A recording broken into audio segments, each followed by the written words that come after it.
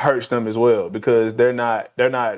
You honestly have to give it to the South. We have had beats on lock for the past 20 years. He who controls the beats controls the fucking 20 years. billboards. I wouldn't say 20 years. I would definitely say 10 years. 10 years, bro. 10 years. I Since would the say early 2000s. 2012. Greatest Southern beat. Like, what's the greatest Southern beat where it's like, I bet this is it. Bro, there's so many. Like, I'm a Gucci Man fan, so anything Zaytoven was a fucking banger. I'm a fucking Hot Boys fan. Anything Manny Fresh produced is a banger. I was a No Limit fan. Anything Beats by the Pound made was a fucking banger. Anything coming out of the Slip and Slide Records was a fucking banger. We have too many producers across too many states. I'm not debating that. What I'm debating is like, I don't think it was 20 years.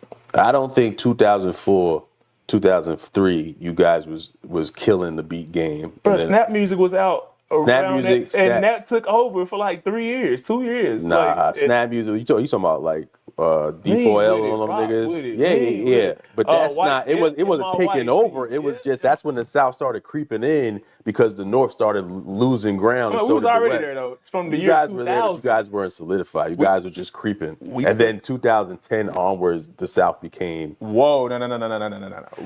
2000 we took over. And y'all had, so I'll give y'all this. Y'all had the whole Dipset era. Y'all had the G Unit. Y'all had the right. G That's why I said 2008, 9, So I'm not 10. saying y'all didn't have anybody. So that's not what I'm saying at all. I'm not saying y'all didn't have anybody. But even Dipset was using a lot of Southern beats as well, and they were using beats from Kanye. I know he produced most of their stuff. And G Unit used beats from kind of all over. If you think about it, G Unit never had one specific producer that they championed like ever. So they didn't have an in-house producer. They really just took beats, chopped it, made it work. Exactly. So y'all, I'm not saying y'all went anywhere in the 2000s. Y'all still had like megastars and shit. As well as we did, we just had more stars around that time. We was just like running music, like especially around the ringtone era. Like mostly every song you heard was from the South. Yeah, I can't give you that. I would say 2008, 9, 10 is when I think the North started releasing that grip that was on rap. And then that's when the South came in and took over. Bro, you realize that's when T.I., Ludacris. You said 2010? 2008, 9, 10. You guys were there. I'm so 2008, 9, 10 is when you guys took it over and said, hey, fuck you guys. The South is here. Now, T.I.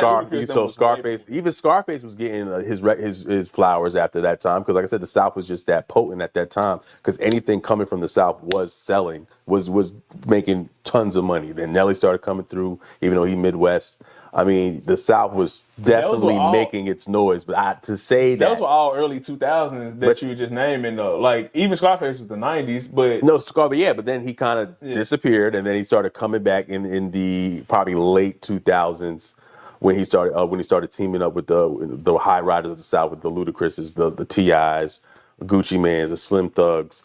That's when he started teaming up with them niggas. I'll even give Chameleonaire a little shout out because, he had his little run. That was 05, though.